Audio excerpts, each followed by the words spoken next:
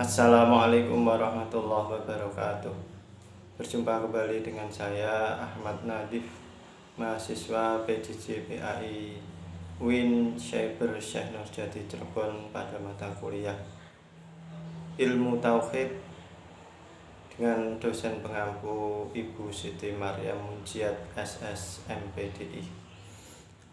Kakak-kakakku sekalian, pemirsa dimanapun Anda berada, pada kali ini kita akan membahas tentang ilmu tauhid, yaitu materi yang sangat menarik untuk diri kita di dalam hal beragama atau beriman kepada Tuhan yang Maha Kuasa, terkhusus kepada umat Islam, yaitu iman kepada Allah Subhanahu wa Ta'ala.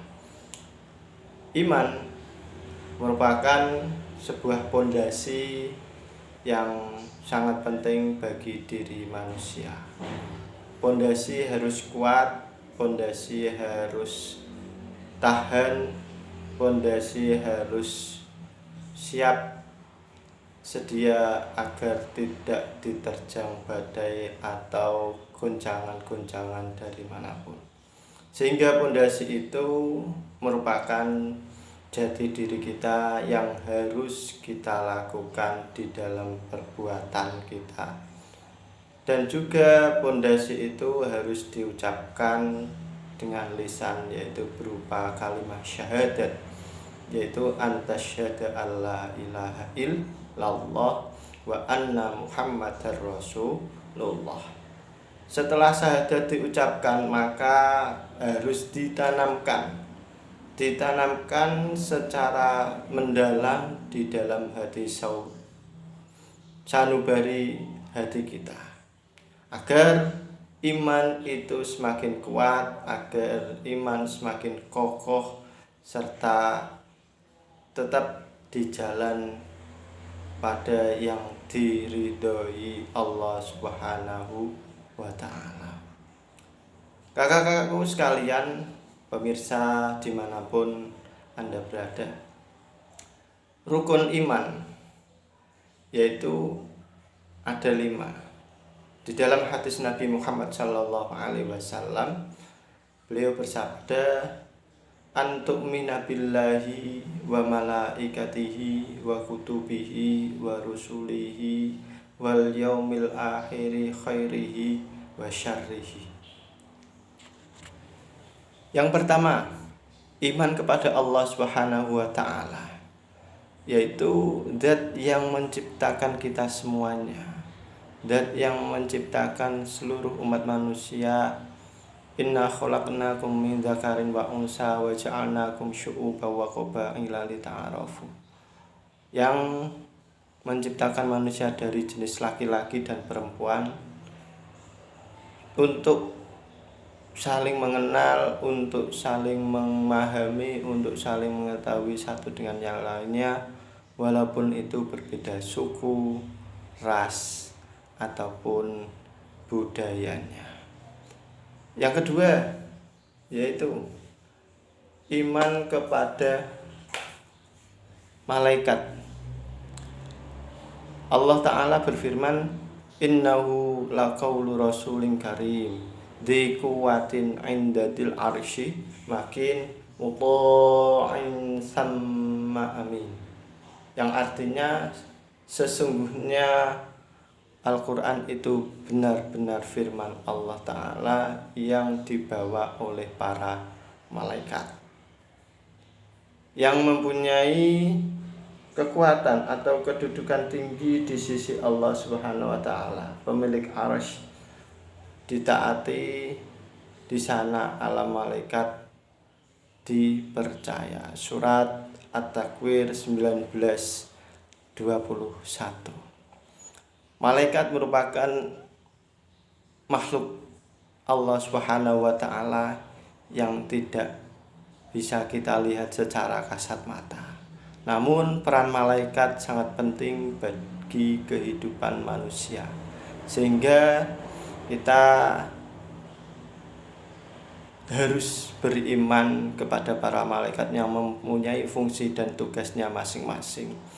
Ada yang menyampaikan wahyu, yaitu malaikat Jibril. ada yang mencatat amal baik manusia, raqib, atid, ada yang menjaga surga yaitu malaikat Ridwan, ada malaikat Malik yaitu penjaga neraka. Dan masih banyak lagi peran atau fungsi malaikat tersebut. Yang ketiga, iman kepada kitab-kitab Allah Subhanahu wa ta'ala. Allah Ta'ala telah menurunkan kitab-kitabnya kepada para nabi dan rasulnya, yaitu ada Taurat, Injil, Zabur, serta Al-Qur'anul Karim yang kita pedomani sebagai umat Islam untuk kehidupan sehari-hari kita.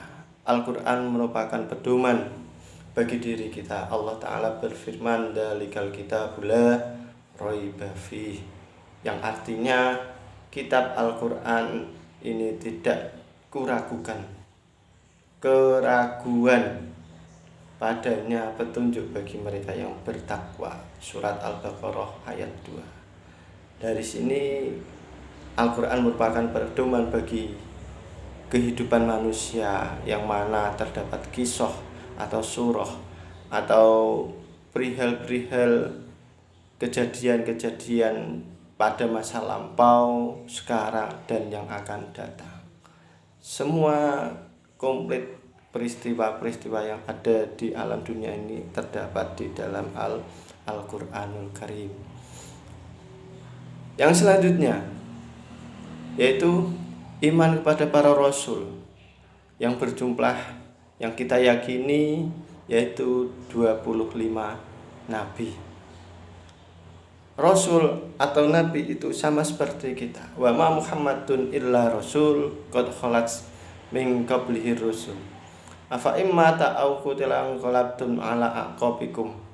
Wa ma yanqalib ala aqibahi fala yadurrullaha syai'a wa sayajzillahu syakirin. Yang artinya wa ma Muhammadun illa rasul.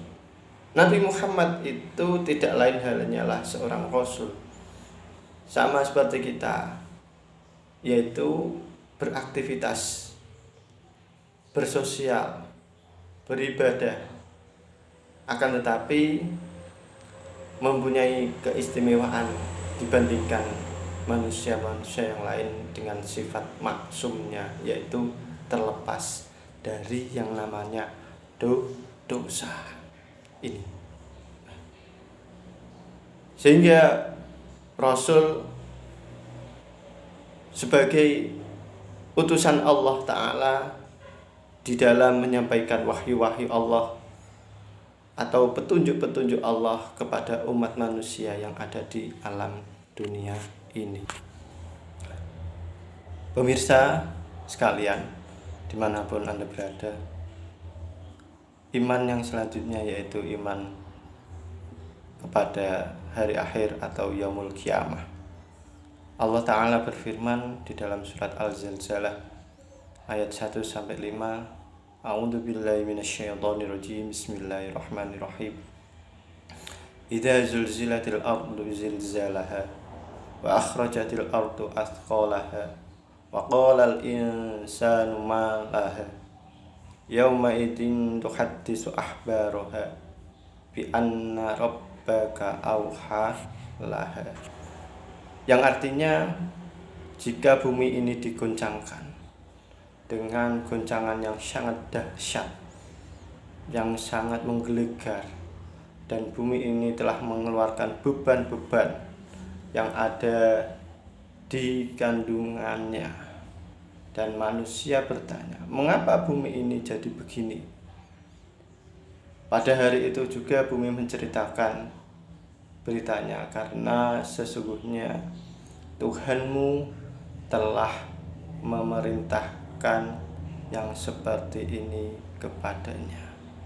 Jadi persiapkan diri kita di dalam di dunia ini sebelum yaumul kiamah tiba, atau sebelum yang namanya hari akhir, atau sebelum kita meninggal dunia, untuk selalu berbuat baik, berbuat amal soleh, taat patuh kepada Allah Subhanahu wa taala, taat patuh dan percaya kepada para rasulnya, dan beriman kepada Al-Quran sebagai pedoman hidup kita manusia.